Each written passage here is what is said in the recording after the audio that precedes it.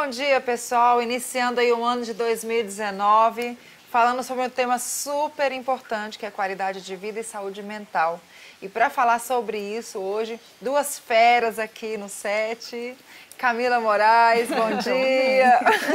Viviane Rocha, bom dia. Bom dia, pessoal. Turma de peso aqui da psicologia. Para dar uma mudada no mindset, para a gente já começar esse 2019 pensando diferente, não é não? Verdade. Muito bom. Começo do ano, tempo de reflexão, não é não, Vivi? Um momento ótimo, né? Para rever, repensar, replanejar. Planejar o ano. Sim. Né? Fazer aqueles planejamentos mais pé no chão, né?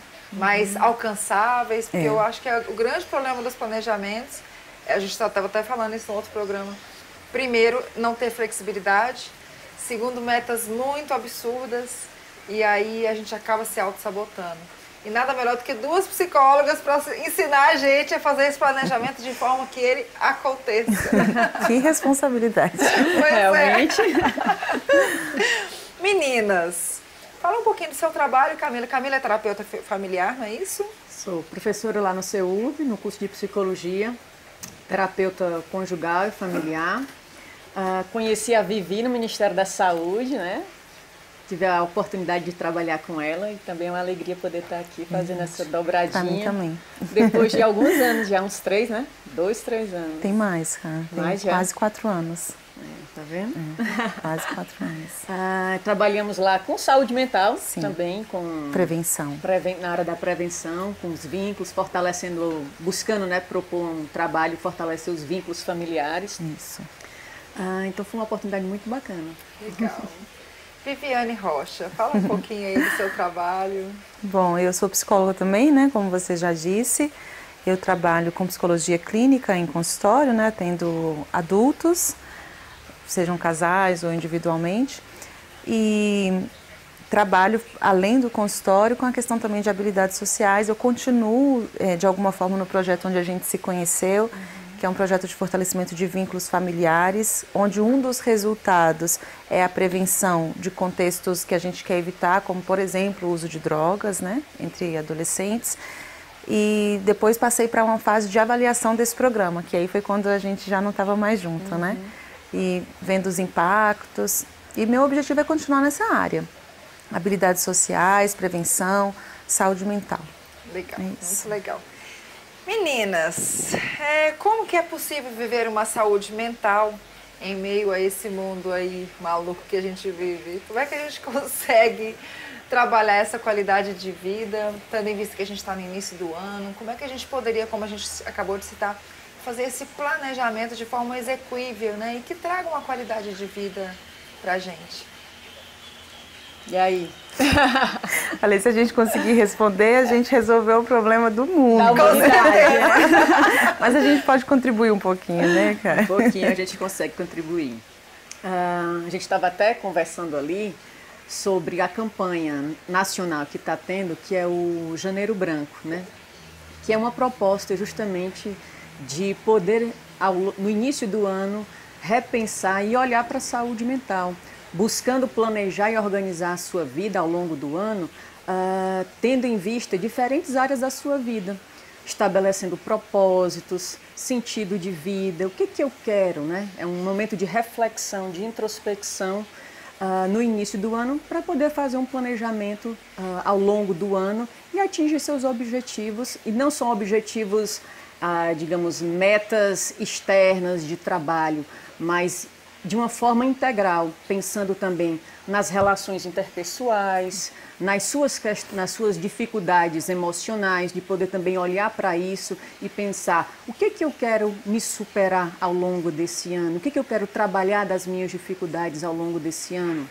Então, pensar na saúde mental é pensar de uma forma ampla, integral, e as diferentes áreas da sua vida, seja física, seja espiritual, seja profissional, interpessoal e também consigo mesmo. Porque a gente se relaciona com os outros e com a gente. E com a gente, né? Porque normalmente, é interessante você colocar isso, Camila, porque normalmente a gente, quando fala em meta, pensa muito na questão financeira, material, né? A gente se esquece que não é só isso, né? Tem principalmente toda uma vida, uma estrutura por trás que precisa ser pensada, né? Como é que eu vou conseguir ter uma qualidade de vida, uma saúde mental para alcançar isso que eu desejo tanto? Uhum. Muito legal. Dentro disso que a Camila estava falando, depois da sua pergunta, a gente também estava conversando agora antes, e você disse assim, como é que a gente faz para ter uma saúde mental nesse mundo maluco que a gente vive, né? E eu fiquei pensando como que é importante a gente realmente parar para ver, planejar, para ser um planejamento eficaz, ele precisa ser um planejamento contextualizado. Então, que mundo maluco é esse, né? O meu mundo é maluco? Por que é maluco? Que mundo é esse que eu estou vivendo? E analisar o contexto, porque senão você corre o risco de fazer metas que talvez para você sejam muito execuíveis, mas que para o contexto elas não fazem nenhum sentido. Então você precisa juntar a sua realidade externa com a sua realidade interna e aí sim encontrar algo que seja não só viável de ser feito, mas que traga algum benefício para você e para quem está à sua volta, porque isso torna as ações e as atividades mais sustentáveis, né? É sempre importante a gente lembrar disso. Tomar uma boa decisão é bom? É maravilhoso, mas ela precisa ter uma durabilidade. Senão eu, por exemplo, posso dizer, hoje eu vou para a academia, vou fazer 10 horas de exercício, não vou comer, não vou fazer nada. E só vai durar hoje, né? Se eu sair de lá viva, eu posso contar a história amanhã. Então, dentro da como alcançar a saúde mental, nesse mundo maluco que a gente vive, o que eu começaria por analisar esse mundo. Qual é esse mundo? Quem são as pessoas que fazem parte do meu mundo? Quais são os conflitos que eu estou vivendo? E não só o que eu estou querendo. Quais são os recursos que eu tenho disponíveis, né? Acho que a gente pode começar por aí. Eu começaria, né? Por aí, assim, analisando esse mundo. E aí, dentro disso, o que é necessário e o que é possível ser feito. Muito legal você colocar isso, Vivi, porque se eu estivesse planejando uma empresa, a abertura de uma empresa, a primeira coisa que iria ser pensada é a questão do capital. Né? Eu tenho recurso financeiro para montar essa estrutura, seja ela qual for, se maior, se menor, né? Eu preciso de contratar pessoas, eu tenho que ter um capital de giro, eu preciso de manter a minha empresa funcionando. Durante algum tempo eu tenho que ter uma reserva para que aquilo, né, se solidifique e consolide. E quando a gente faz metas para a gente não pensa nos nossos recursos internos, né? E às vezes são metas tão ousadas e eu não levo em consideração esse recurso interno, isso acaba prejudicando, frustrando, né? Frustrando, prejudicando a saúde física, mental, porque os recursos que eu tenho são os recursos, vamos dizer assim, que eu posso comparar com o recurso financeiro, né? Aquilo que eu disponho para fazer. Né? E assim, eu passei muito por isso ano passado, que eu tive uma ruptura muito grande, desfiz uma sociedade e tal. Então, eu não considerei os recursos internos que eu tinha, minha capacidade produtiva. E isso impactou muito, porque primeira coisa, como você falou, frustração. E quando entra a frustração, aí é uma autossabotagem geral, né? Aí parece que emperra o processo todinho e o negócio não vai. Aí entra as questões emocionais, né? Como é que eu estou lidando com essa frustração? Aí que entra, estabeleço uma meta, né? Algo que não é execuível, me frustro, aí fica com um sentimento de incapacidade, de incompetência. Não trato disso, aí vou, né? Porque eu quero passar logo para o próximo ponto, né? Exatamente, aí vai virando uma bola de neve. Quando a Vivi ia fazendo as considerações dela, me veio aqui na mente também o quanto que dentro desse planejamento se pode correr o risco, né, de buscar responder às expectativas externas se desconectando de si mesmo. Perfeito. Né? Então, vou responder aí entra a ideia da sociedade do espetáculo, né, que a gente estava comentando também. Eu estou buscando metas que, de fato, elas correspondem ao que eu quero para a minha vida, quais são os meus anseios, e aí vem um processo de autoconhecimento, ou eu estou buscando metas para responder às expectativas da sociedade, para responder às expectativas do namorado, dos amigos, e aí criando uma ideia de sucesso a ser atingido que muitas vezes nem faz sentido com o que eu quero. E aí, se não faz sentido com o que eu quero, como é que isso vai entrar num fluxo, né? Num fluxo fluido para atingir? Vai ser algo penoso mais do que o que é, né? Porque atingir metas, objetivos, tem o esforço, a dedicação, né? A parte aí do sofrimento que cabe, né? Para conseguir algo. Mas quando não tem uma conexão, que nem a Vivi traz, interna e externa, né? Como que aquilo que eu quero é execuível, analisando o contexto, vai se tornar muito mais penoso e correndo o risco de também se frustrar, né? Eu fico pensando aqui nessa dimensão profissional que você fala. Em Brasília a gente tem isso, né? De uma febre de fazer concurso. Mas tem gente que não é para isso. Não é para isso. E aí insiste porque é o que está posto socialmente, é o que a família incentiva. E aí vai tentando anos e anos, não se frustrando porque não passa. E aí entra numa depressão. E aí não vê outras possibilidades, não abre, né? Exatamente. E acaba, eu tenho alguns já pacientes ao longo desses 9 anos em Brasília, nessa situação, né, e que vim buscar um acompanhamento psicoterapêutico justamente pelo esse sentimento de incompetência, de incapacidade, de uma frustração intensa por não conseguir passar em um concurso público. E aí você vai fazendo uma avaliação, tá? Mas quais são os seus anseios?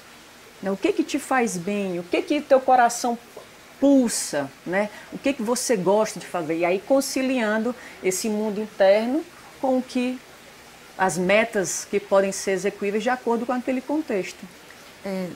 Quando você citou a sociedade do espetáculo, é um tema que me interessa muito. Assim. Na verdade, é um livro, né, que se chama Sociedade do Espetáculo, onde o autor vai trabalhar algumas questões, e nem é tão moderno assim esse livro, não é de agora, mas ele não é de hoje que a gente tenta fazer da nossa vida individual um espetáculo, né? E ele vai abordar algumas questões que Freud também aborda no que ele chama de mal-estar na civilização. Né? Então, assim, estar em civilização tem por si um mal-estar. Porque a gente é tolhido em alguns desejos, porque a gente precisa ceder para estar em sociedade, enfim, uma série de questões. E ele, na Sociedade do Espetáculo, ele vai denunciar, uma denúncia, na verdade, de como que a gente tende a perder o limite entre público e privado e tentar fazer do privado um público espetacular. E se não for assim, a gente já encontra uma forma de sofrer, né?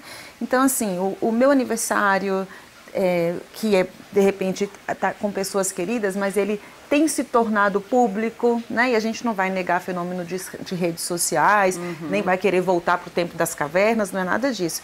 Mas dentro da busca da saúde mental e identificar que mundo é esse que a gente vive, a gente tem que pensar um pouco nisso.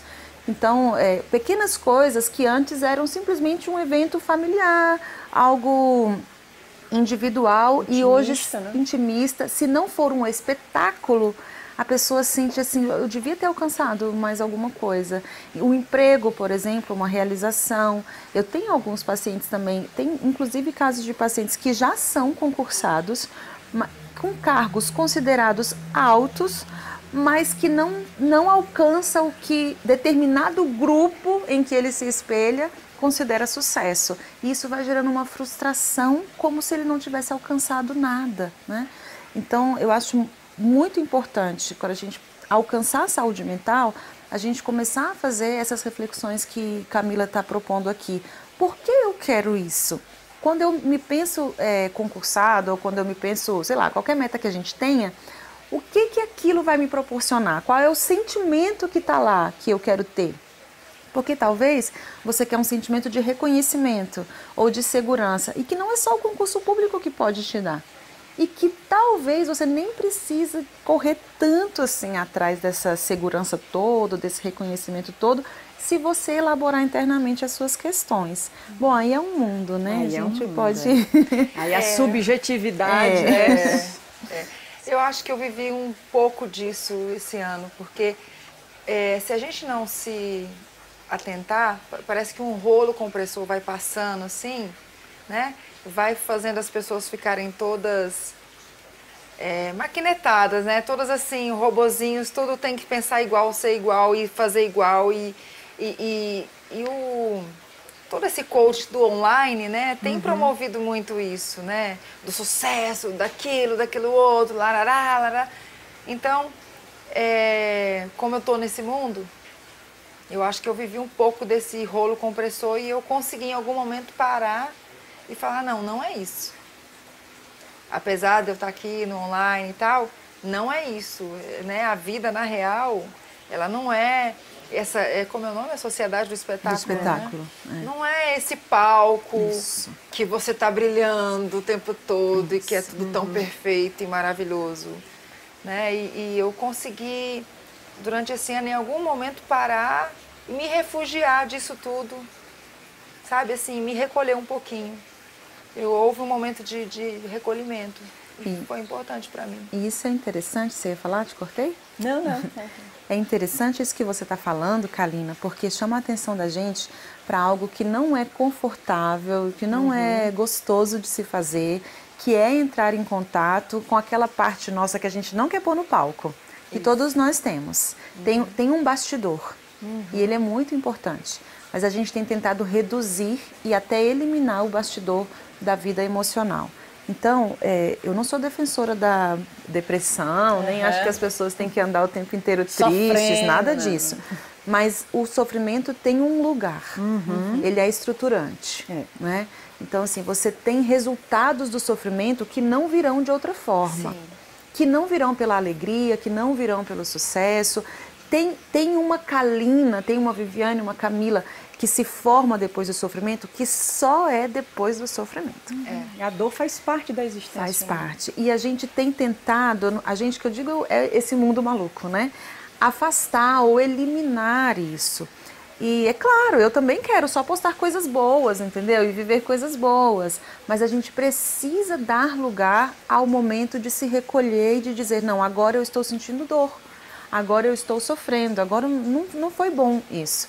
Porque isso permite uma sintonia entre o que eu estou sentindo e o que eu estou falando. E evita questões como uma dissonância cognitiva, em que você sente uma coisa... De si mesmo. Exato. Uma dissociação do seu mundo interno com o mundo externo. Exatamente. Então, quando eu sinto e eu assumo que eu estou sentindo e eu ajo de acordo com aquele sentimento, eu causo mais sinergia dentro das minhas próprias motivações e do que eu sou, das minhas características, e isso me gera mais probabilidade de avançar do que se eu negar, se eu fingir. Né? Então, isso que você falou, de um momento em que você chegou e disse, não, agora não é esse palco, não é isso tudo. Isso não é um fracasso, isso é um discernimento e é muito importante. É se olhar, se perceber na inteireza. Isso. Né? Inteireza do que está acontecendo no seu mundo interno,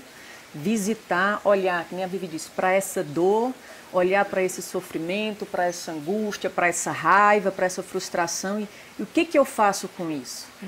Ao invés de colocar debaixo do tapete, só que uma hora vai voltar, né? Sim. Vai fazendo aquele montinho, né? Exato. E aí vem as doenças psicossomáticas, né? O corpo começa a manifestar as questões emocionais, as dores emocionais, as dores da alma.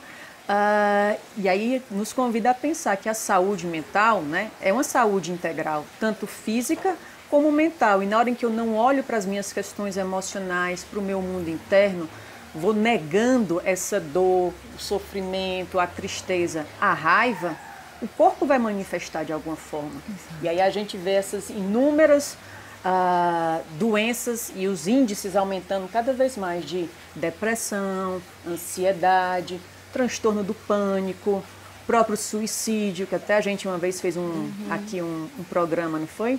Sobre o suicídio. Então são manifestações de adoecimentos que o corpo vai apresentando como um convite a olhar para si, para esse mundo interno e para essas questões que hoje são negadas dentro dessa sociedade do espetáculo. Eu achei tão legal o que você estava falando comigo ali. Não sei se eu posso Fica à vontade. te incentivar agora, que você estava comentando comigo sobre as questões que você conseguiu observar no Bird Box. Eu achei que fez muito sentido para mim. Eu acho que era interessante você compartilhar também. Tem um filme no Netflix que está passando, chamado Bird Box, com a Sandra Bullock.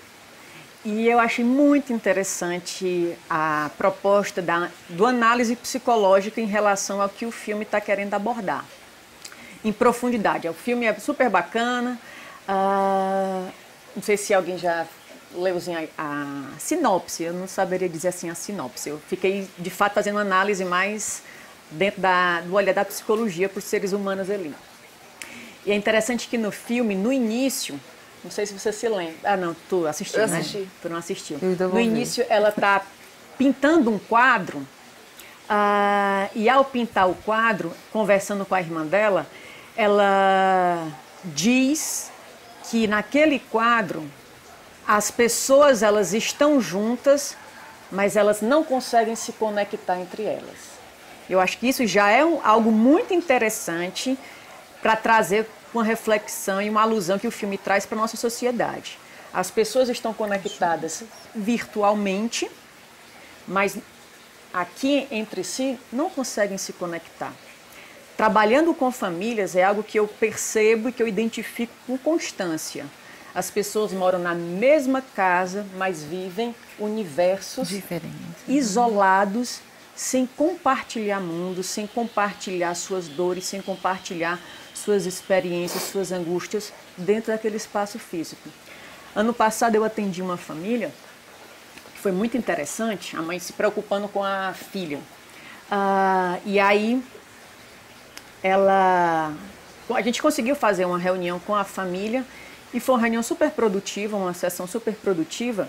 E ao final eu perguntei se eles gostariam de voltar. E aí eles toparam e eu perguntei: qual foi a última vez que vocês fizeram uma reunião de família, que nem a gente fez hoje aqui? E aí o filho mais velho, de 27 anos, disse: a gente nunca fez isso. Nossa. Nunca fez isso. Então, e não é raro isso. Não. Aí eu levei para a sala de aula, numa disciplina que nós temos de fórum de debates, que a gente traz convidados externos para falar da experiência em campos de atuação diferente do psicólogo. E aí, justamente sobre suicídio infantil. E aí eu compartilhei isso em sala de aula com os alunos e com as profissionais psicólogas que estavam lá. E os próprios alunos trouxeram: mas na minha família eu também nunca tive essa conversa. A gente nunca se sentou em família. Aí alunos da psicologia eu até busco, mas a gente não consegue em casa sentar, conversar e dialogar. E é interessante, voltando para o filme, quando aquela imagem, aquele quadro, ela traz isso, já é uma denúncia do que a gente vive hoje na sociedade.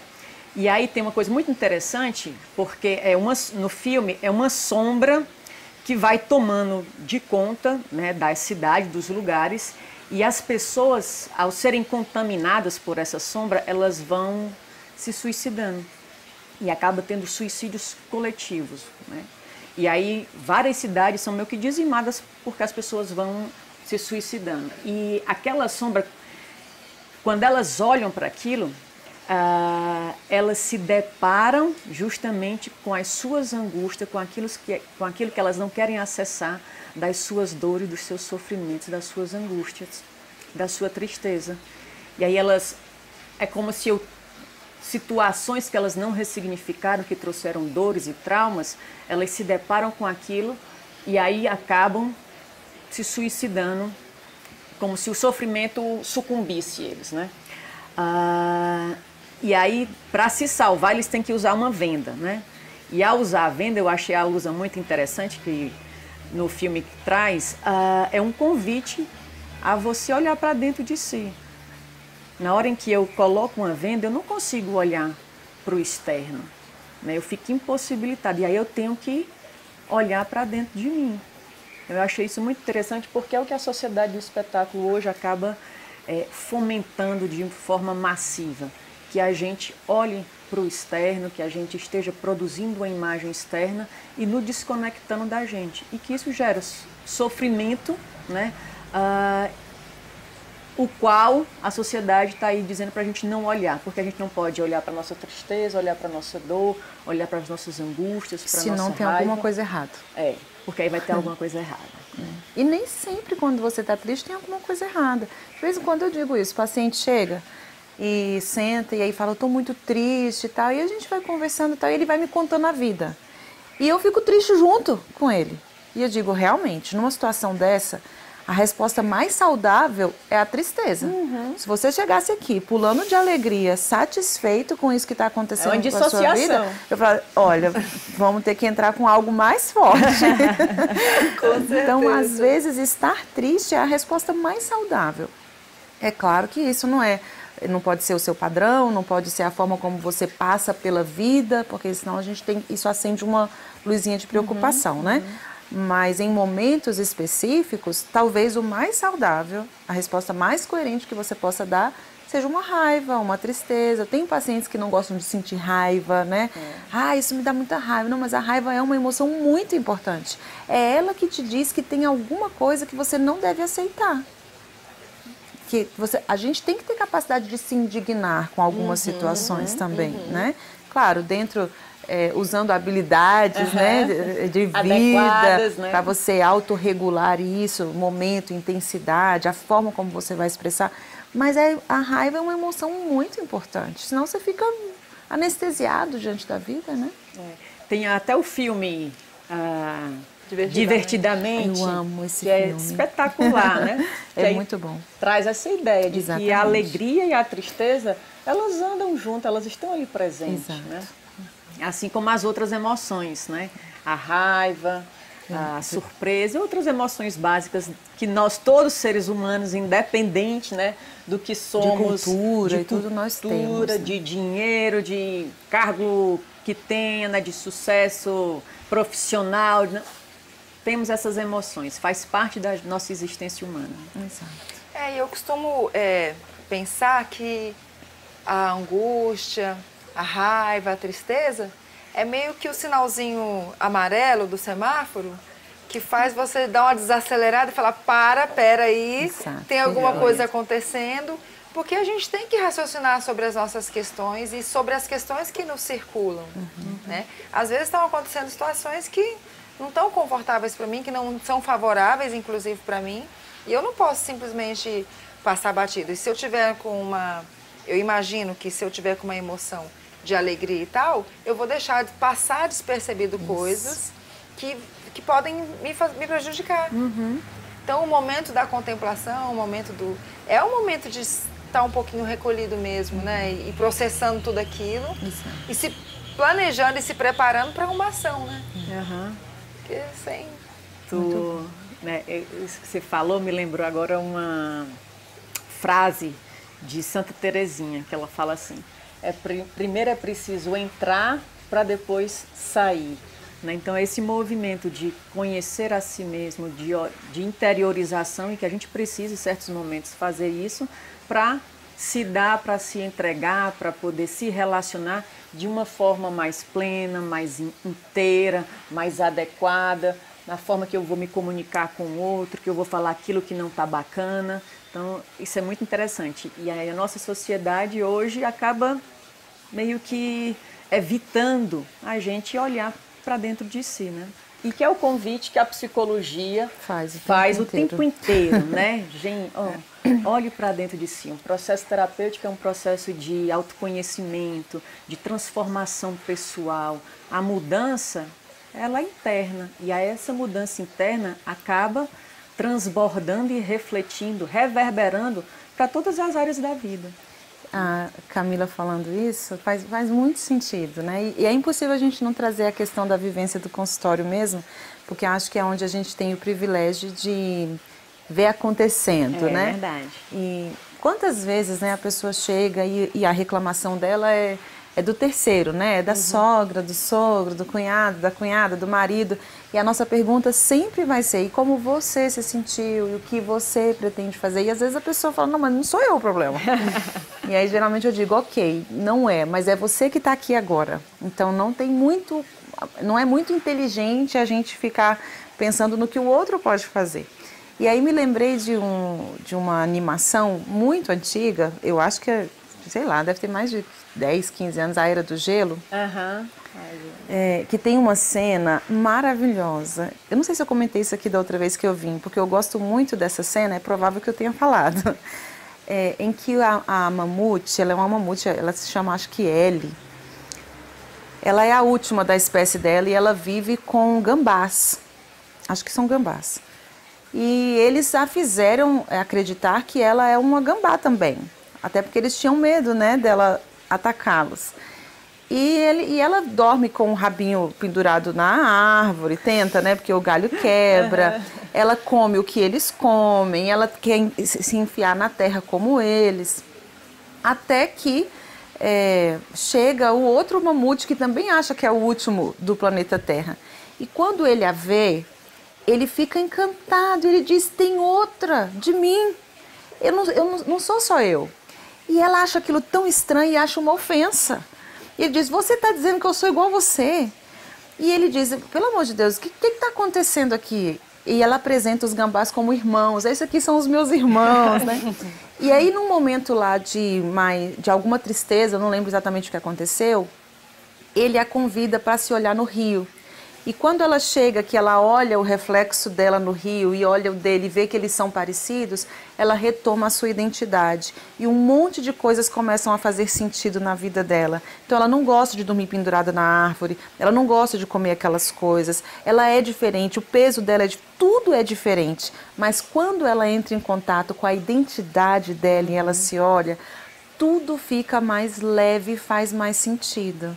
Ela tem que rever, ela tem que reelaborar, ela tem que revisitar coisas difíceis do passado, mas para sair melhor daquela situação. Então, eu acho seria um prejuízo muito grande se nós nos negássemos a olhar para dentro. Nós não podemos fazer isso de jeito nenhum. E enquanto você está falando, eu estou pensando aqui, como eu gosto de assistir stories das outras pessoas no Instagram. Como é bom a gente ver o que está acontecendo na vida da outra pessoa e fez e tal. Mas a gente tem que, em algum momento, parar para olhar para nós também, né? O que eu fiz hoje? Tem um momentinho no final do dia, o que eu fiz? Como foi o meu dia? Quais foram as emoções que eu senti? Como eu gostaria de ter passado? O que eu quero fazer amanhã? Né? Eu acho que isso faz parte também dessa busca de saúde mental. Eu acho que são passos pequenos, parecem ingênuos, mas são poderosos em busca de uma qualidade de vida.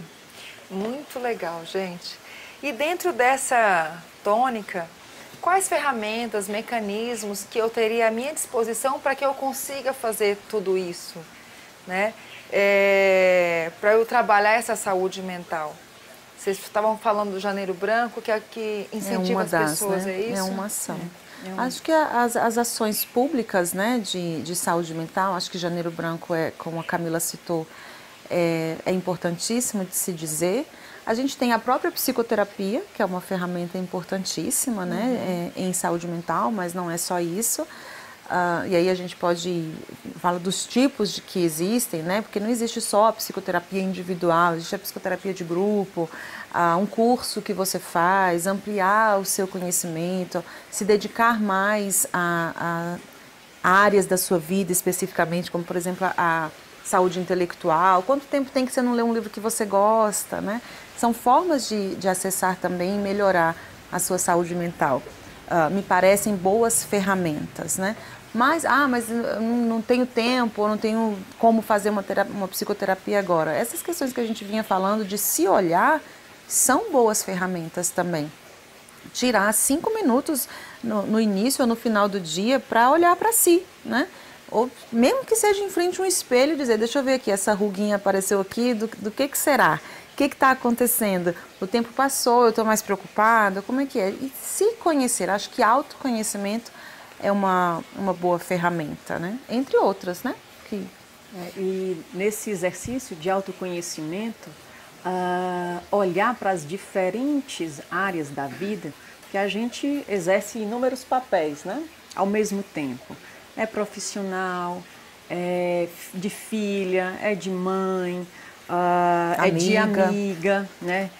É participando de algum grupo de ajuda, de algum grupo religioso. Então, a gente está ali experienciando diferentes papéis sociais e também diferentes frentes da vida.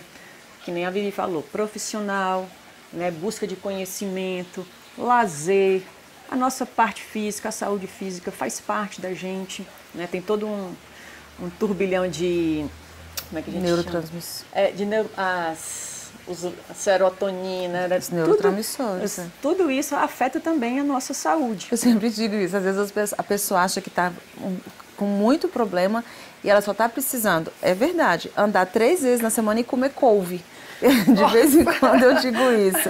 É claro que é uma caricatura, mas é uma forma de dizer que a saúde física ou a atividade física tem impacto na sua saúde mental. Né? Não tem como você ter saúde mental se você não... Como foi o slogan lá que você falou da OMS? A OMS, desde 1992, tem uma ação internacional, que é o Dia Mundial da Saúde Mental, que é no dia 10 de outubro. E um dos slogans que eles fizeram durante um desses anos de campanha foi saúde integral só com saúde mental, buscando dessa visibilidade de que inteiro, né? O ser humano ele precisa ser olhado de uma forma inteira. E nesse sentido é olhar para as diferentes áreas da minha vida e fazer esse movimento de como é que está a minha vida em família, como é que a minha relação com a minha família, como é que está a minha relação no meu casamento, como é que está a minha relação com os meus amigos, como é que está o meu lazer, como é que está a minha vida financeira, que é muito importante também, como é que está a minha vida profissional. Então, essas diferentes áreas da vida, nesse momento de início do ano, é importante visitar e fazer essa análise, né, de autoconhecimento, de como é que eu estou e o que eu estou precisando hoje nesse momento da minha vida.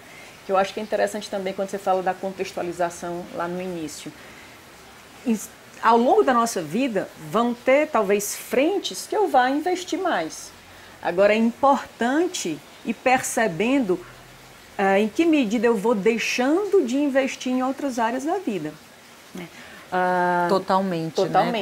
Quando eu esqueço essa área. Exato, né? Mas vão ter momentos que, por exemplo, no início quando eu me formei, no início da minha vida profissional, eu fui buscar investir profissionalmente.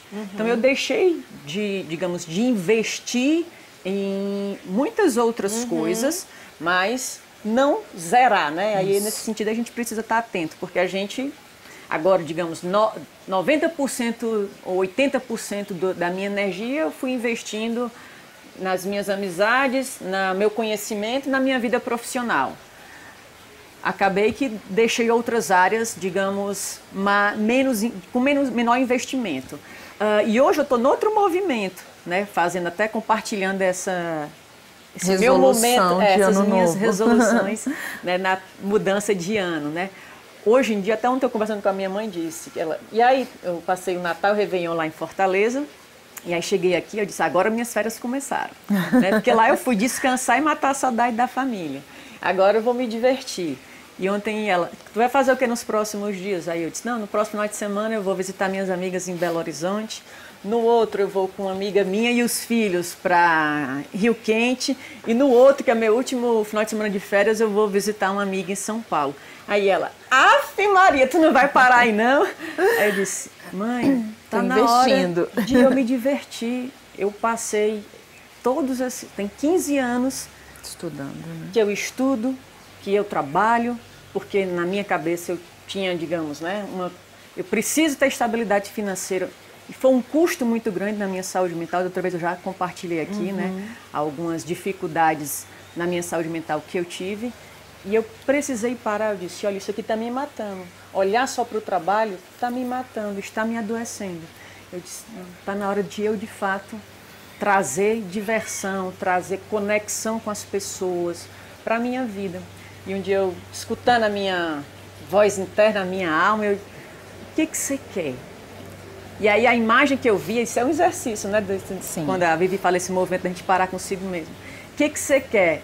E aí eu só eu vi uma imagem de eu andando de bicicleta, arrodeada bem cearense, né? Arrodeada.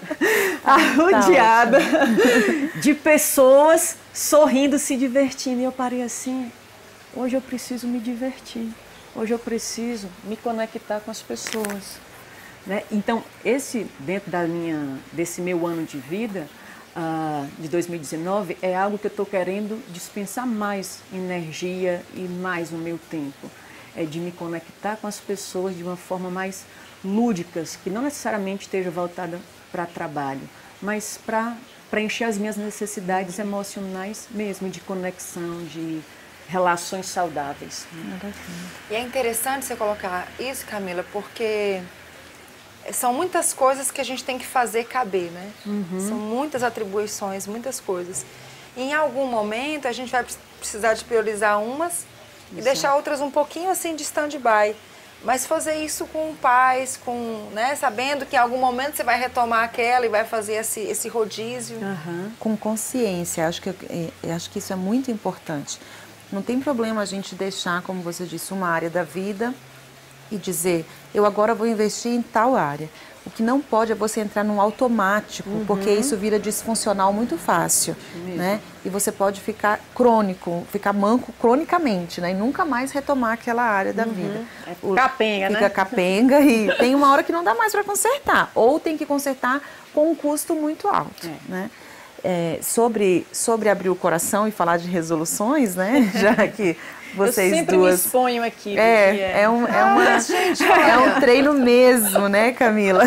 Eu vou falar uma coisa pra vocês, eu dou treinamento, né? E no começo eu ficava numa angústia assim, eu uso meus cases pessoais, não uso, né? E aí uma vez eu tive vários feedbacks assim de pessoas, nossa, Kalina, quando você falou aquilo... Que a gente fala com mais legitimidade. É porque a gente está falando da gente, falar de livro, de coisa que a gente estudou é uma coisa, falar daquilo que você vivencia é muito diferente. E eu acho que para quem está nos ouvindo, enxergar quem está falando como sujeito é importante também, porque não fica mais a coisa é porque ela é psicóloga. Não, tem uma coisa do dia a dia também, né? E dentro disso, dessa loucura de trabalhar, estudar, eu vinha assim também, estava compartilhando com a Camila que desde 2015, na verdade, que eu vinha com 3 ocupações assim, grandes, né? Um trabalho de 40 horas, o consultório, que são entre 12 e 15 horas, e um projeto de pesquisa na UNB, que dá oficialmente umas 20 horas, às vezes mais, às vezes menos. Então, assim, que horas que você vive, né? E eu vinha nesse ritmo. Aí eu comecei a ter algumas questões. Eu comecei a ficar bastante nervosa, né, assim, estressada facilmente, alguns problemas de coluna por causa do tanto tempo sentada e tal. E quando foi agora no final do ano, o projeto em que eu estava trabalhando se encerrou. E aí não era mais uma questão que eu ia dizer eu vou parar, eu fui parada, né? E aí veio o convite da Kalina, programa e tal, e eu falei, meu Deus, eu não posso dizer não. Porque eu falei tantas vezes que eu queria tempo para fazer coisas gostosas e agora tá aí o tempo. Mas eu fiquei, vou, não vou. Então, a gente tem que, às vezes, de propósito, investir em algumas áreas. Então, eu podia só ficar em casa lamentando que eu preciso procurar outra coisa para fazer e tal. Ou eu posso aproveitar as oportunidades que vão aparecendo. Essa questão que você falou do lazer... ou de fazer coisas que te agradam, como por exemplo estar aqui hoje, ela é muito importante e é uma área que frequentemente é desprezada pelas pessoas na saúde mental. Então, saúde mental, você tem que estar com dinheiro na conta, você tem que estar com o corpo que você acha interessante, com um bom relacionamento. Tá, e que horas você se diverte? É uma pergunta que a gente sempre tem que fazer. Que horas você se diverte? Tem pessoas que não sabem responder nem o que as diverte. Quando é que você se sente assim, rindo à toa, feliz, como você diz, você fechou o olho e vê ali as pessoas e tal. E isso é muito importante e nem sempre está ligado à condição financeira, que esse é outro mito que a gente encontra também no consultório. Eu não posso me divertir porque eu não tenho dinheiro, o cinema é caro, viajar é caro. E não é isso que é o lazer, né? E nós precisamos dedicar esforço para nos conhecer, saber o que é que nos diverte, saber o que é lazer pra gente e incluir isso na nossa programação, né? Fazer isso de verdade. Porque a pessoa pode ser o mais bem-sucedido que for, se ela não for capaz de soltar uma gargalhada em algum momento de descontração com os amigos, você está perdendo alguma coisa. Você podia estar um pouco mais leve, né? Então, acho que lazer é ferramenta também de saúde mental. Isso que a Vivi falou, eu me lembrei de uma cena inusitada da minha vida no cotidiano. Na verdade, assim, domingo, né? Oxe, eu já ia de fazer faxina em casa. Ai, domingo, cara. Domingo. Eu vinha naquele ritmo não posso de falar trabalhar. Nada, lá em casa é sexta-feira à noite, então... Aí, domingo de manhã, deixa eu fazer aqui a faxina em casa. Aí, interessante, fazer o contraponto com as redes sociais.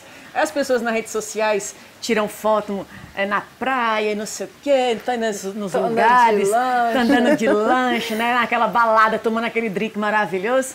Aí eu disse, rapaz, eu vou já postar. Eu fazendo a faxina e dançando com o cachorro, né? Aí eu boto uma música lá, começo a fazer. Então até isso é bacana, você fazer coisas que fazem parte do seu dia a dia, mas fazer de uma forma consciente, com alegria e sentindo prazer em fazer aquilo. Afinal, a minha casa foi uma conquista minha, eu zelo pelas minhas coisas. E aí, já que eu tenho que fazer, né? Vou fazer de uma forma também prazerosa para mim. Aí eu boto lá uma música que eu gosto, começo a dançar, vou fazendo a faxina, daqui a pouco toco uma música que eu adoro, aí eu pego o cachorro, bora dançar lá, aí eu danço com o meu cachorro.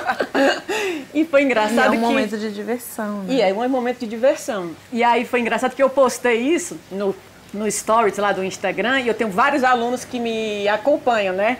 E aí alguns alunos começaram a escrever, professor, achei tão bacana aquilo que você postou, que porque você saiu da necessidade do espetáculo, entendeu? Assim, de que tudo da sua vida tem que ser tem que estar linda, maquiada, cabelo arrumado, glamouroso.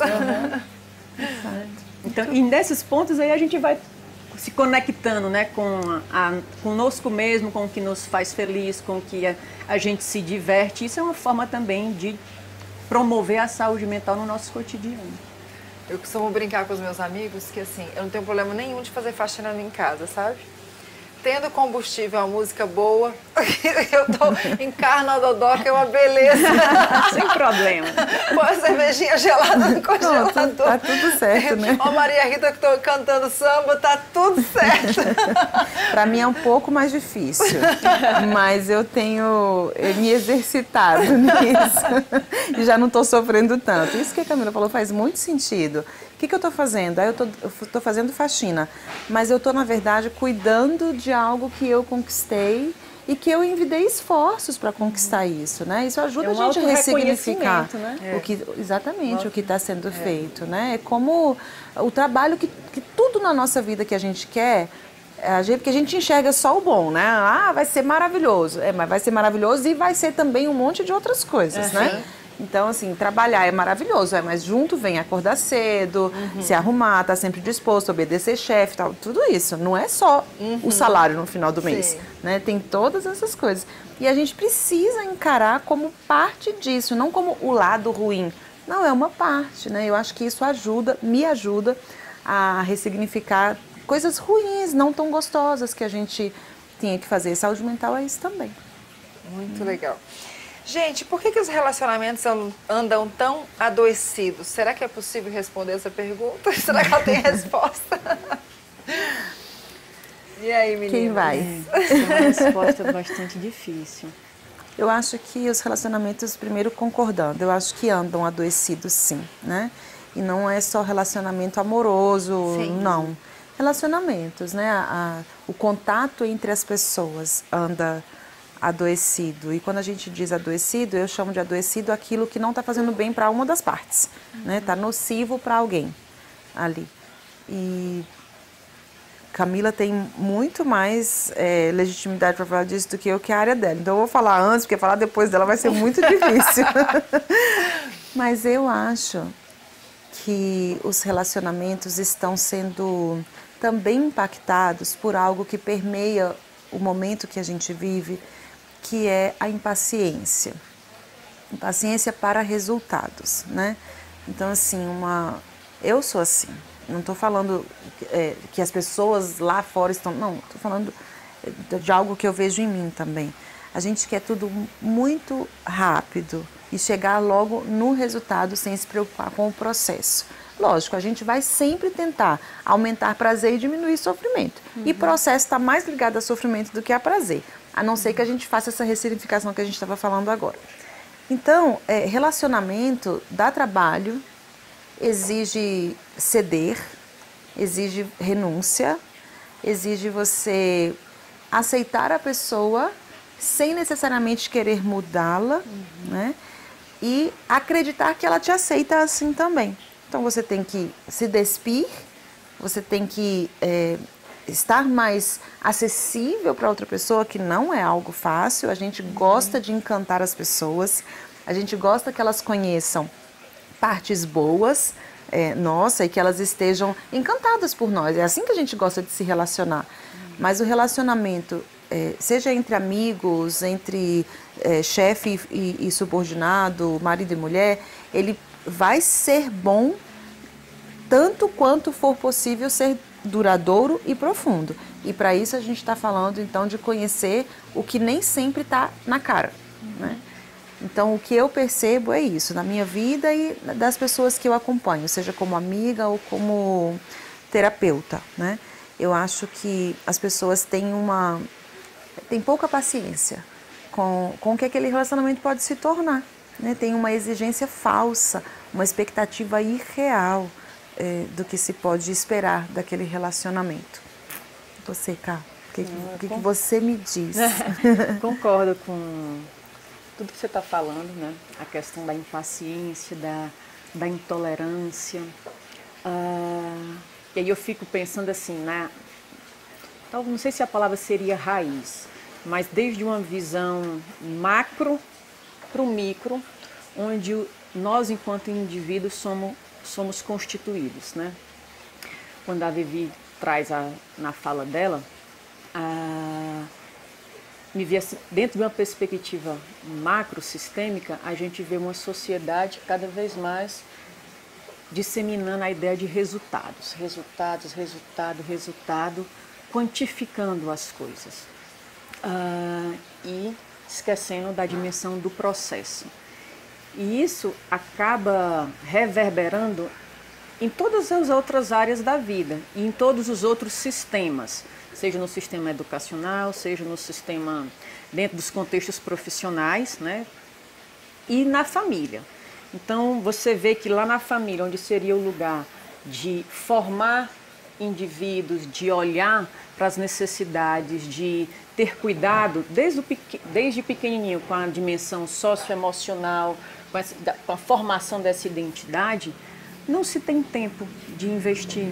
Cada vez mais se terceiriza, né, o cuidado, se terceiriza como é que eu diria? A atenção. A atenção, né? É isso, né? Se terceiriza a construção da relação do vínculo, porque de fato isso demanda. E acaba que isso vai se reproduzindo ao longo dos anos. E as pessoas vão se tornando jovens e vão se tornando adultos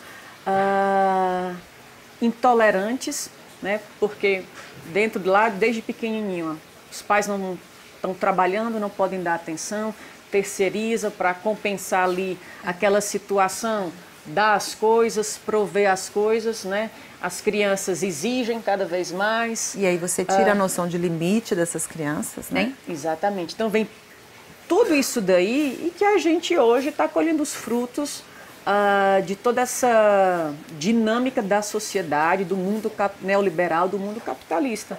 E que influencia como a sociedade, né, hoje convive, como as pessoas se relacionam, como as famílias dentro do seu espaço se relacionam, claro que influencia. E aí a gente tem visto isso que a Vivi traz de uma forma muito presente atualmente nas relações adoecidas. A intolerância, a impaciência, a incapacidade de respeitar as diferenças, a questão de não é do jeito que eu quero, descarta, passa para o próximo. Gente, isso então, é muito presente, né? Demais. Então, é uma sociedade do descartável. Então, os vínculos se tornam descartáveis, né? As relações se tornam úteis. Quando não for mais útil, para mim, não faz mais sentido, né? E aí, de fato, se torna, né? A gente vê hoje relacionamentos independente de quais seja, adoecidos sim. Na hora que você estava falando, me veio uma outra questão sobre por que os relacionamentos andam adoecidos, e eu acho que é um sub, assim, não chega a ser uma categoria, mas é algo que eu acho importante mencionar. Tem um outro contexto em que eu vejo relacionamentos adoecidos, que é aquele em que, agora estou falando de relacionamento conjugal ou amoroso, enfim. A pessoa não consegue encarar a possibilidade de estar sozinha. Também. Então ela mantém aquele relacionamento a qualquer custo, independente dele ser benéfico ou dele ser nocivo para ela. Não é pouco também o que eu tenho visto disso. As relações também andam adoecidas porque existe um grupo pagando qualquer preço, no contrário do que a gente está falando, né? Qualquer preço por uma relação para poder mostrar para alguém que não está sozinho. Né? Então, assim, eu não quero chegar num aniversário sozinho, eu não quero ir passar o Natal na minha família sozinho. Então, eu mantenho esse relacionamento nesses termos mesmo. Eu só tenho coragem de terminar esse relacionamento depois do Ano Novo, porque pelo menos na festa de Natal e Ano Novo na minha família, eu vou estar acompanhado. E isso traz para mim que um dos motivos pelos quais os relacionamentos andam também adoecidos é uma dificuldade de lidar com as próprias dificuldades, como a gente vinha falando no início, né? Então, eu não tenho coragem de dizer, olha, estou sozinho, não tem ninguém comigo, não tem ninguém agora. Eu estou bem com isso. Eu estou bem, né? E aí acaba aceitando tipos de relações que deveriam já ter sido, essas sim, descartadas há muito tempo, né? É uma situação bem difícil. Eu tenho pacientes com muita dificuldade de se moverem nessa área. Não abro mão desse relacionamento enquanto não aparecer outro. E aí isso bloqueia um monte de coisa. Isso não seria um pouquinho de carência também da pessoa e de baixa autoestima? Com certeza. Os pilares o novelo é grande. Com o externo, com o que vão dizer, mas a pessoa não consegue ficar sozinha, não fica bem em estar consigo mesma. Né? Parece que ela tem que se autoafirmar ou receber algo do outro o tempo todo. Porque ela tem modelos internos muito fortes, esquemas muito fortalecidos de que aquele é o padrão que ela tem que seguir. Né? Então, mesmo que seja internamente, ela está lutando com crenças de que se ela estiver sozinha, ela está fracassada. Né? Então, a pessoa não quer, mesmo que ela esteja morrendo naquele relacionamento. É muito estranho isso, né? Eu acho que, assim, se essas pessoas conseguissem entrar no processo de autoconhecimento e de se curtirem mais, se gostarem mais, não aceitariam tantas coisas, né? E de adotar outros padrões também, aceitar que talvez os padrões que os seus pais te propuseram eram o melhor que eles tinham naquele momento, mas talvez não te sirva. E isso não é que você está desprezando, nem negando o que os seus pais te ensinaram, mas é que você tem a sua história, as suas necessidades. E hoje, na sua vida, a melhor configuração é essa. É o que vai trazer mais saúde, mais conveniência, ou mais resultado, mais tranquilidade, serenidade, enfim, o que vai te fazer melhor. Mas não é tão simples como não falar. Mesmo. De fato, não é, né? Lidar consigo mesmo, olhar para si mesmo, ser companheira, amiga. Acho que a Lígia, a Lia Luft, eu acho que ela fala, a Lia Luft fala algo sobre isso, ser companheira da solidão, né? Olhar a solidão como uma amiga, porque é essa capacidade de estar consigo mesmo e que é muito desafiante para as pessoas. Dentro do próprio consultório terapêutico também, eu fico vendo a dificuldade das pessoas eu quero ir para um cinema, mas eu vou para o cinema sozinha, estou doida para ver aquele filme, mas sozinha eu não vou. É uma paciente minha que se separou há um tempo atrás. Era para um desafio para ela. E aí um incentivo de comece, como é que você se sente? Seja cientista de si mesmo, né? Experimente e veja. E aí quando ela chegou lá, disse, Camila, eu vi tanta gente indo assistir o filme sozinha que eu fiquei, então, existem outras formas de estar no mundo que não sejam esses padrões que foram impostos, o que fui construindo para mim. Né? O problema é que a solidão, a própria palavra, ela assusta demais. você pensar que você vai ter que conviver com ela, é muito assustador. Eu fui casada há 15 anos, eu tô solteira há 2 anos e meio. E durante um bom tempo desses 2 anos e meio, eu estive sozinha. E eu tive que mudar a minha mente, porque eu fui casada quase que a vida inteira, né? Porque eu também tinha tido um outro relacionamento anterior longo. Sua vida estava formatada. Formatada assim, para aquilo. Então, é muito assustador você... E depois de algum tempo que eu consegui processar isso, aí eu consegui ter prazer. Ter prazer de estar só. Como é a frase que ela Fazer falou? companhia para a solidão?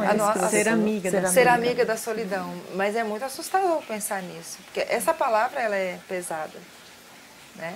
E aí eu comecei a ter prazer. Eu lembro que há 2 anos, uma amiga minha falou assim, Kalina, faz uma viagem sozinha. Eu falei, que louca. Que graça que tem eu viajar sozinha, eu e eu. Ir para uma praia, eu comigo mesma. Hoje eu tô louca para viajar sozinha, ficar lá um tempão contemplando. Isso vai muito da pessoa também, né? Tem pessoas que naturalmente encaram com mais facilidade estar sozinhas, né? E tem outras pessoas por N fatores, personalidade, crenças, criação, enfim, que é mais difícil para elas. Mas isso não impede que todos esses tipos de pessoas experimentem. É o que a Camila falou que eu achei maravilhoso. Seja cientista de você mesmo. Né? Então você não vai apenas porque você não tem outra opção. Você está fazendo uma escolha de ir e de perceber como que você é nesse contexto. Como que você... Né? O que acontece? E às vezes as pessoas não vão com medo da reprovação de uma multidão que nem a conhece. Então assim, tem 100 pessoas no cinema. E só você está sozinha. E você tem 99 pessoas lá, 98, porque se para estar só tem que ser 98. Que você está com medo de te julgarem. Essas pessoas têm zero autoridade para dizer qualquer coisa sobre o que é sucesso, sobre o que está certo e o que está errado na sua vida. E mais, elas nem vão estar tão preocupadas assim. Sim, elas nem estão te vendo, nem estão te observando. É grilo mesmo da cabeça das pessoas. E não é fácil, como você falou, mas vale a pena. E tentando, nem que seja aos pouquinhos. Não precisa ir no cinema de uma vez, vá só numa loja e volte. Depois você vai num, sei lá, uma coisa mais curtinha, depois você vai ao cinema, né? Acho que o pessoal me acha meio louca, porque lá perto de casa tem um restaurante árabe, um barzinho, né? Quantas vezes eu fui pra lá com um livro na mão, pra um barzinho, com um livro na mão, lá tem comida árabe que eu adoro, e peço um chopinho e fico lá lendo meu livro, entendeu? É numa varanda, assim, então eu gosto que é um lugar aberto, né, ventilado, gostoso, assim. Fico lá sozinha. Eu acho bonito demais quando eu vejo uma pessoa fazendo... Eu consegui imaginar a cena, eu te imaginei lá. E para mim tem muita beleza nisso, muita beleza mesmo. Eu acho que é uma superação, um amor próprio e saindo do piega, saindo do clichê disso, amor próprio mesmo. Sim. Do tipo, eu estou fazendo isso porque eu estou bem fazendo isso. E eu tenho prazer com a minha companhia, né? Teve um dia que foi tão engraçado que lá, eles têm um menininho, pequenininho assim, Jack, tem uns 4 aninhos. Acho que ele ficou me olhando assim e falou, essa moça aí, toda bonitona, toda arrumadona, sozinha. Ele veio conversar comigo. Porque eu tenho pouco conversando com o Jack. 4 anos. Sim, delícia. Pois é, o Jack não apareceria, né? Até o Jack tá com dó de mim. Brincadeira. Quando eu morei fora, Kalina, isso foi um desafio para mim. Eu sou bastante...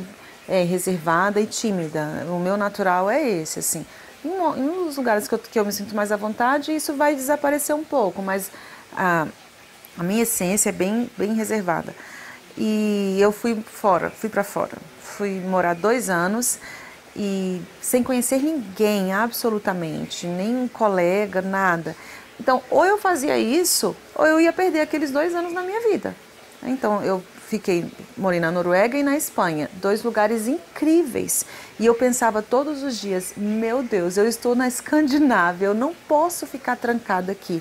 E aí era botar aqueles milhões de roupas, né? E sair sozinha, né? Agora, isso foi um treino para mim foi incrível, na verdade. Eu também passei um tempo solteira depois de terminar um casamento, fiquei acho que 9 anos solteira. E entre um relacionamento e outro, mas nada que fosse assim, realmente forte, né? E se eu não tivesse essa experiência, teria sido mais difícil, entende? Então, assim, isso, estar lá e ter que curtir a minha a presença, a minha companhia e me conhecer e andar pelas ruas, ver uma coisa bonita e ter que dizer para mim mesma que aquilo era bonito e que coisa bonita e querer voltar e gostar de um restaurante e dizer vou voltar lá porque eu gostei, porque não tem ninguém para voltar lá comigo.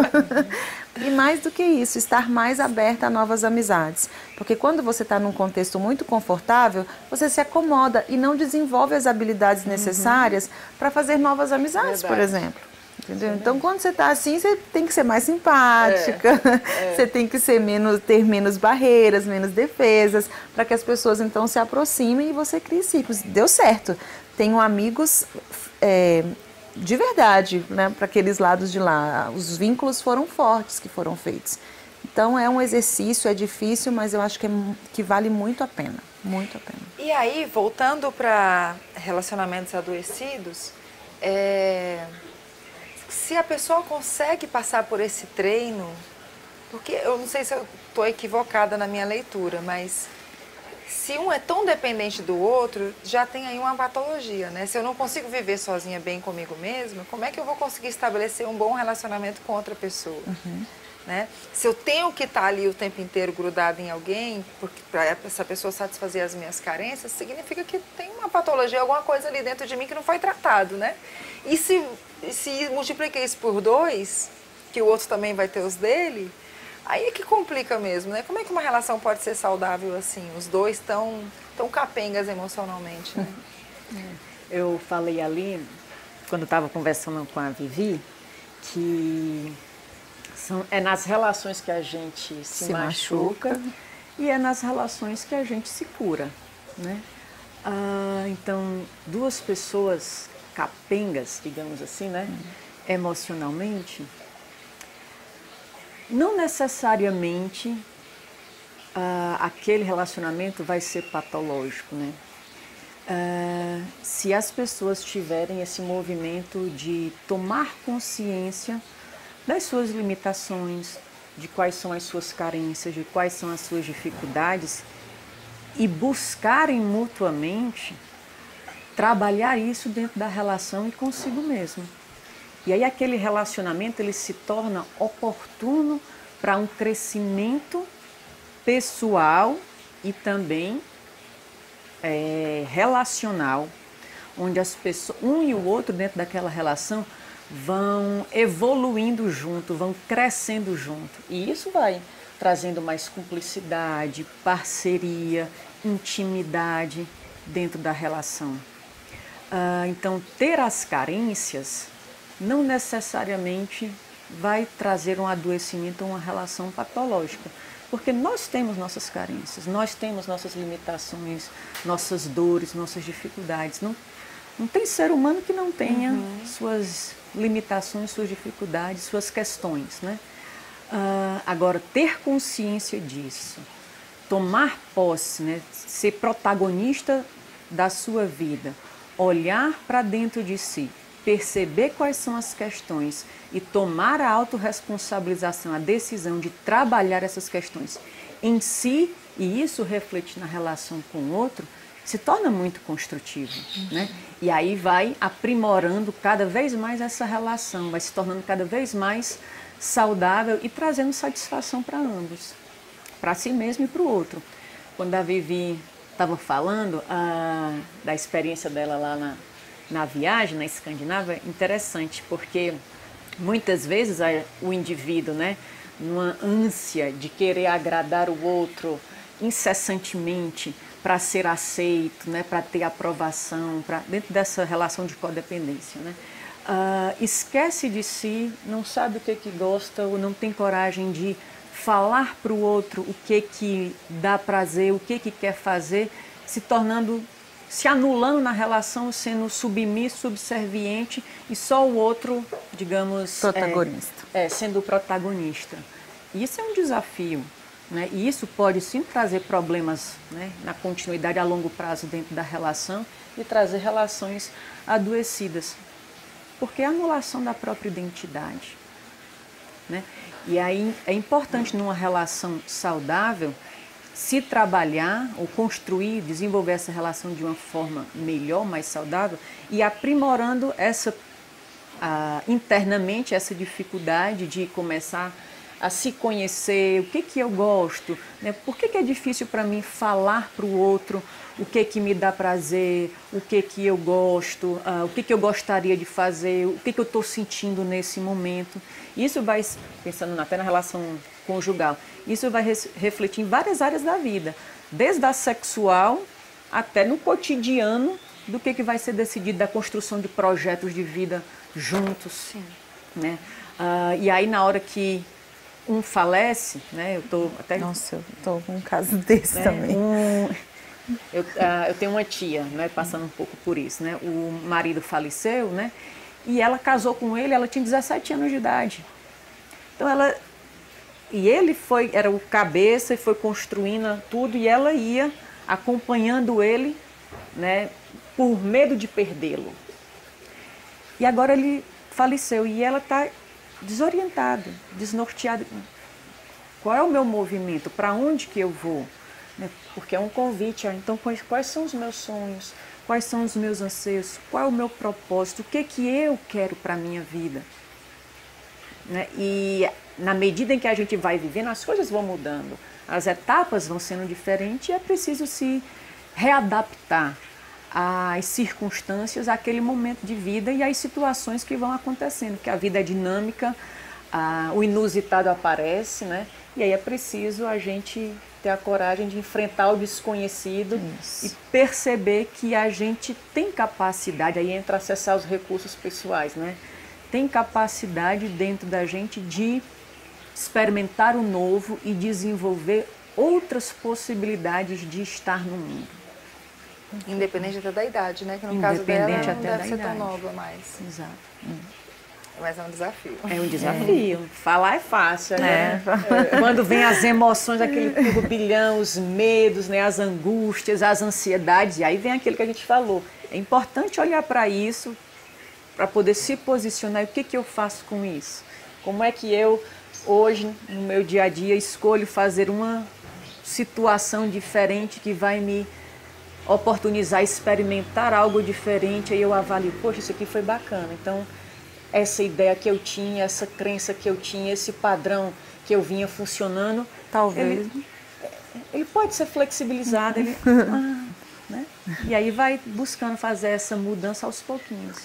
Dentro disso que a Camila está falando, eu lembrei de algo que a gente comentou, até quem estava no Instagram viu, a parte da gente comentando que é todo mundo que passa por isso e todos nós precisamos. A gente falou assim, falar é fácil, né? E falar é fácil mesmo, né? Se você tem algum conhecimento, você sabe. Agora, viver é difícil. E a gente vinha falando da importância de quem está cuidando também ser cuidado, né? Do psicólogo também se submeter a processos de terapia e de autoconhecimento, porque existem conflitos aqui dentro também. E que aí essas respostas não são assim tão fáceis de serem dadas, né? Eu vi esses dias, alguém postou, não sei quem foi, talvez até tenha sido você, Kalina, dizendo que bom seria se a gente conseguisse trocar os problemas, porque todo mundo tem solução para o problema do outro, né? É tão bom a gente olhar. É claro que eu acho que as minhas habilidades como psicóloga me ajudam nos meus conflitos? Sim. Talvez eu tenha alguma vantagem em relação a quem não tem conhecimento. Agora, elas são suficientes? Não, não são, né? A gente precisa buscar também, saúde mental é também reconhecer as suas limitações. Meu pai é muito resistente, acho que ele não vai ver esse programa. Ele é muito resistente a tudo que diz respeito se expor e falar. É essa geração que acha que psicólogo é para doido, né? E uma logo depois diz, não é para doido, mas é para fraco, né? Então é algo que a gente tem avançado, mas ainda existe. Sim. E aí ele está passando por uma situação difícil na vida dele. E pai, eu quero que você vai fazer terapia. Pai, vai fazer terapia. Pai, vai fazer terapia. Eu falei, pai, eu vou pagar a terapia para você fazer. Deus me livre, aí é que eu não quero mesmo, porque aí já está mexendo em outras questões, mas consegui mandar ele para terapia. Marquei, tá, uma terapeuta de muita confiança minha e tal, ele foi. No primeiro dia ele falou assim, vem cá, é tudo mesmo que a gente fica contando assim para ela? E ela vai fazer o que com isso? Pai, você vai lá, não é que você vai contar para ela, pai, você vai falar em algum lugar. Você fala isso em outro lugar? Não, pois é. Então você tem que ir lá falar, Viviane, eu não preciso disso não, eu não preciso disso, eu sofri demais na vida, eu trabalho desde os meus 7 anos de idade. Começou a falar um monte de coisas que para ele era motivo dele não fazer terapia. E eu disse, pai, é por isso que eu quero que você vá para terapia. Porque não pode ser que uma pessoa que trabalha desde os 7 anos de idade, que não teve infância, que não teve um lugar para ser fraco, não tá tudo bem. Tem um lugar que você tem que desmoronar. E chega essa hora, se você não desmoronar no consultório da terapeuta, você vai desmoronar em outro lugar. É melhor desmoronar num lugar seguro. Em algum momento ao longo da vida. Exatamente, isso né? vai acontecer. A história de vai botando debaixo do tapete, mas uma hora você vai se deparar com aquilo. A fatura do cartão de crédito sempre chega. Você pode parcelar em 60 vezes, mas vai chegar. E na vida é assim também, na vida emocional. Você pode parcelar em 60 vezes o trauma, a situação, a frustração, mas a fatura vai chegar. E quanto mais você parcela, mais vai ficando difícil de pagar. Exatamente. Quanto mais se empurra pra frente, Jura maior. Melhor é a gente dar atenção, considerar importante, reconhecer que não é uma questão de fraqueza, é uma questão de humanidade. É uma questão de humanidade. E quanto às habilidades sociais, né? Como é que a gente pode agir de forma proativa nesses relacionamentos humanos, né? Aí eu vou dar uma fatia agora. Gracinha. A descontar, né? Falta, por que pareça, falta 6 minutinhos para acabar o programa. Que bom, né? Assim eu falo, não falei muito porque tinha pouco tempo. As habilidades sociais é outro tema também que me encanta bastante, porque habilidade social é um conjunto de comportamento, ou um comportamento, que tem o poder de organizar o mundo externo e interno. Então, por exemplo, uma habilidade social é pensamento crítico. É uma habilidade de vida, né? Mais de vida do que social. Então é quando eu vejo uma notícia, ou eu vejo alguma coisa acontecendo e eu tenho a capacidade adquirida ou talvez de uma forma mais natural de olhar aquilo e pensar sobre aquilo e não somente de absorver aquela informação. Como que uma habilidade social ou uma habilidade de vida pode então me ajudar a agir de maneira crítica, de maneira proativa a minha saúde mental? Pensamento crítico é uma delas. Quando acontece alguma coisa e alguém me diz assim, você está muito irritado, você está muito, não sei, está estranho isso. Eu posso só reagir ou eu posso parar e dizer, deixa eu analisar isso aqui.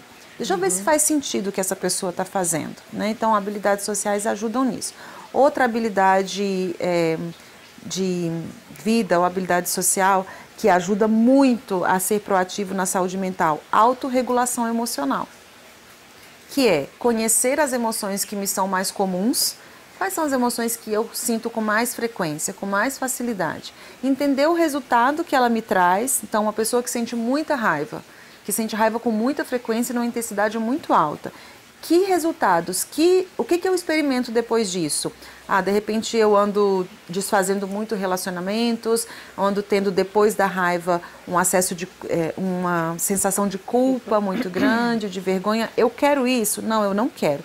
Então eu preciso me autorregular. Como é que eu faço isso? Encontrando alternativas. Como é que eu posso expressar minha raiva? Eu posso pegar esse prato e jogar na cara de alguém, eu posso pegar o celular e jogar na parede, mas eu posso também respirar, eu posso sair para caminhar, eu posso ouvir uma música, eu posso sentar e conversar com a pessoa. Todas são maneiras de expressar a raiva, umas mais reguladas, outras menos reguladas, né? Então, se eu tenho a preocupação de desenvolver habilidades de vida, que são, mais uma vez, comportamentos que têm o poder de regular ou de trazer um resultado melhor no mundo externo e no mundo interno, né? De fazer de novo essa como é que você falou, tem um nome maravilhoso que agora eu me esqueci. Enfim, de fazê-los encontrar. Se eu tenho essas habilidades, eu me dedico, mesmo antes de uma crise. Eu não preciso estar mal para desenvolver uma habilidade social. Eu consigo, então, prevenir situações difíceis de saúde mental. Pessoas com mais habilidade social, elas têm mais capacidade de evitar situações de crise e, em situações de crise, maior probabilidade de lidar melhor com elas. Que vai trazer melhor qualidade de vida, tanto consigo mesma quanto nas relações. Exatamente. E isso que a Vivi trouxe é interessante porque, mais uma vez, perpassa tudo que a gente conversou ao longo do programa, né? Olhar para si, e nesse olhar para si, isso vai reverberar, refletir na relação com o outro. Então, a minha capacidade de me autorregular passa por uma leitura do contexto, da relação com o outro. O que essa pessoa suscita em mim? Como é que isso me toca, me mexe? E aí, eu percebendo isso, vou desenvolver a capacidade de me comunicar, de expressar o que eu estou sentindo, de dialogar, de negociar, né? De comunicar os meus limites, né?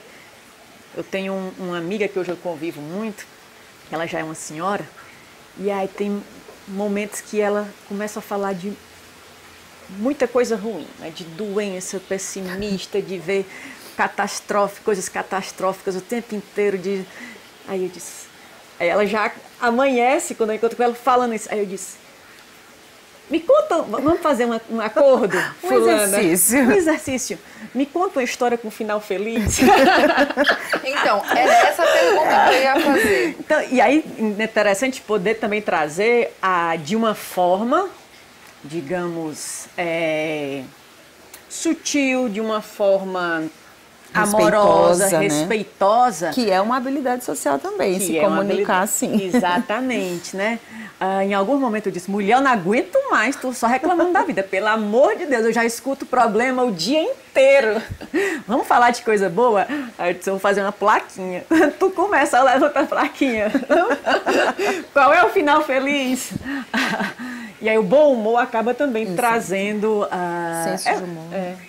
Mas a minha pergunta era sobre isso, Camila. Porque falta um minutinho só. Você reconhece em algumas pessoas, eu reconheço algumas pessoas, algumas características que me incomodam muito. Mas eu convivo com essas pessoas. Só que tem hora que meio que satura, aí eu dou uma pausa, assim, eu dou uma afastada. Né? Pode fazer isso? Aí eu que a Bibi. Você pode se proteger, né? Você não é obrigada a se expor a algo que é nocivo a você. E você pode usar também uma habilidade de comunicação para comunicar a essa pessoa que o que ela está falando ou o que ela está fazendo não está soando bem. Porque eu já fiz isso diversas vezes, né? Me comuniquei e tal. Então, mas como parece que é muito difícil o processo de mudança para a pessoa, como é para qualquer pessoa, né? O que eu faço? Eu, de vez em quando, eu dou uma afastada, protege. sabe? Exatamente. Importantíssimo. Você reconhece e legitima os seus limites. Exatamente. Isso é muito importante. É válido. Realmente, a gente não precisa, não deve se submeter a qualquer contexto. Não é assim, né? Em nome da aceitação, ou de ser benquisto, de ser admirado pela sua bondade. Ou de ter um controle emocional tão absurdo que em qualquer situação... eu sempre vou ter controle. Não existe isso. Isso também é controle emocional. Saber dizer, até aqui eu vou, depois daqui passou meu limite, não vou mais. Muito legal. Gente, deixar um recadinho. Muito obrigado, gratidão pela participação de vocês. Deixar um minutinho para cada uma dar um recadinho para o nosso público. Então, eu desejo a vocês um feliz ano novo, né, já que a gente está iniciando. E que seja um ano no qual vocês possam desenvolver essa habilidade de se conhecerem, estabelecendo propósitos para a vida de vocês que de fato vão trazer alegria e realização pessoal. Muito bom. Eu também quero agradecer o convite da Kalina, a presença da Camila. Foi um tempo muito gostoso, fazia tempo que a gente não se encontrava. E o que eu quero deixar dentro de saúde mental é que tem uma palavrinha que é prima da saúde mental, que é flexibilidade. Você tem mais chances de ser mais saudável mentalmente se você tiver capacidade de flexibilizar suas decisões, formas que você vê o mundo. Então eu sempre digo, trabalhe uma margem de tolerância, trabalhe algo que é possível negociar.